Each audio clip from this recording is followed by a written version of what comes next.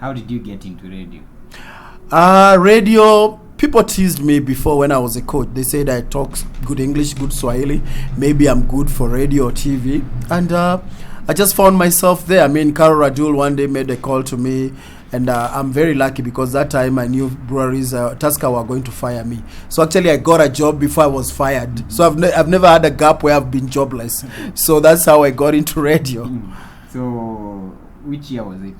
If I remember vividly, because I won my last trophy with Tusker in 2008. So coming from Dar es Salaam, I got this call, and as I was preparing, and also Tusker were preparing to fire me. So they fired me. I was hired by Radio Africa. So how do you prepare for your shows, for your morning shows? It's a tricky situation because it's early morning, everybody is asleep, you've just woken up like a gun, and then you reach the studio an hour before, you start looking at the papers, try to look for interesting stories. Then we're there with Gidi, we talk about what we're going to do in the 4 hours, and then by 6 o'clock we already have our program set with our producer Langato, so he helps us prepare for the show. And then when you get into the mic, it's all systems go. So the stories are ghost segment.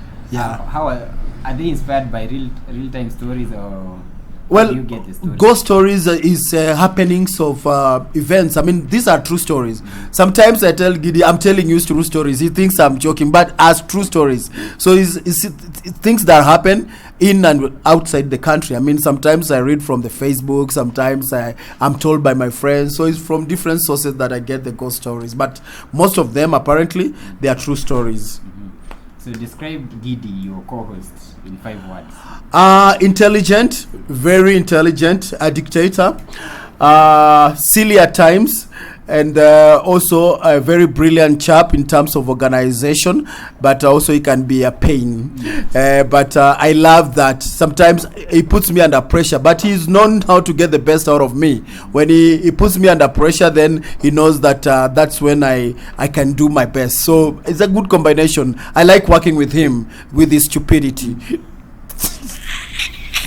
what does tell us what is it that, what are the 5 things that your fans don't know about you, like 5 interesting things? I'm a big animal lover. I adopted a rhino at the Nairobi National Park. Weekly I go to the park just to get myself with nature, to unwind, to see God's beauty. Sometimes I drive and I think, hey, we should, if it's not for Adam and Eve, we should be living there with the animals, okay? But because of their sin, then we are separated. That's one thing. I love animals with a passion. Secondly, I'm a deep sea diver. It's just that now I've not been going to the sea after a long time. I'm very adventurous. I love the sea, but of late I've not been going to the sea. Then another thing, I love exercising. I love all kind of sport. I mean, I'm a good roller skater, blade. I mean, I can do ice skating. These are things that when I have time, like I'll go to Panari and do an hour, go there and do what? Roller skating. I'm also good at it, but I fear the roads here. I go and do it at Kasarani.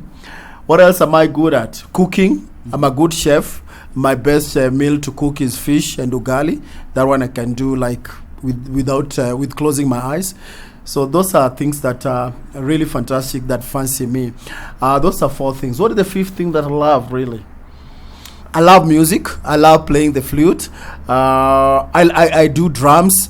And I believe that one day I'll still sing for a band. I'm looking for a good timing where if I get free space, then I can go and practice with the band. But one thing that I do, I don't have time. I mean, my day is packed. I wish a day had 48 hours so that I can do all the things I would like to do. Some people ask me, are you never tired? I say, I'll be tired when I'm in the grave.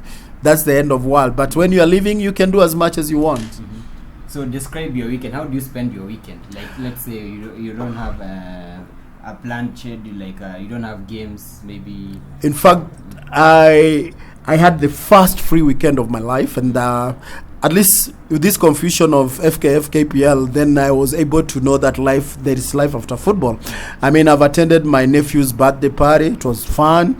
I went and visited my sister. I love my brothers, my sisters. Never had time for them.